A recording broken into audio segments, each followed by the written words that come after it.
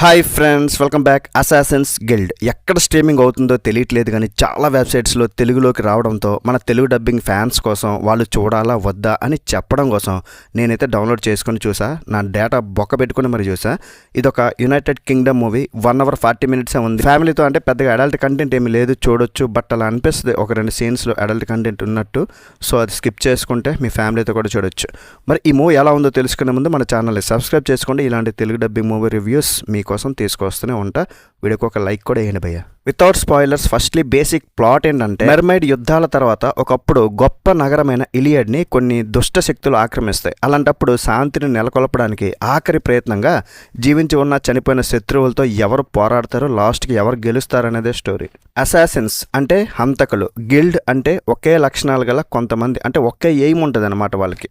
మరి మూవీ చూసాకైతే ఇది ఒక యాక్షన్ మూవీనా హర్రర్ మూవీనా నాకు ఏమీ అర్థం కాలే. ఒక మిక్స్డ్ ఫ్రూట్ జ్యూస్లా ఏది పడితే అది చేశారు, ఏది పడితే అది తీశారు. అసలు ఈ మూవీ ప్లాట్ కూడా అర్థం చేసుకోవడం చాలా కష్టం.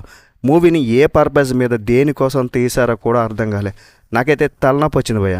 స్కిప్ చేసి చూసినా కూడా కష్టమే. టైటిల్కి తగ్గట్లు అసాసిన్ అంటే అసహ్యం వేసింది. గిల్డ్ అంటే ఈ బిల్డప్కి ఏం తక్కువ లేదు. చూసినవాడు సొమ్మ గిల్లి పడిపోవడం అయితే ఖాయం. చూసిన వాళ్ళు ఎరుపప్పులు అయితే ఇలాంటి సినిమాలు ఎన్నో వస్తాయి. కొన్ని తీస్తే తీశారు, డబ్బింగ్ ఎందుకని? చాలా మంచి సినిమాలు ఉన్నాయి, వాటిని చేయొచ్చు కదా. మళ్ళీ కొంతమంది అంటారు కష్టపడి తీశారు, ఏమి నీకంత ప్రాబ్లం చూడడానికి నెగిటివ్ రివ్యూ అంటారు. వాళ్ళు కష్టపడి తీస్తే నేను కష్టపడి చూడాలా? కష్టపడ్డారని సపోర్ట్ చేయను భయ్య. ఎఫర్ట్స్ అయితే కనిపించాలి, కంటెంట్ ఉండాలి, మనం చూసేలా ఉండాలి. టైం ఈజ్ చాలా ఇంపార్టెంట్. డెఫినెట్లీ అప్పుడైతే సపోర్ట్ చేద్దాం.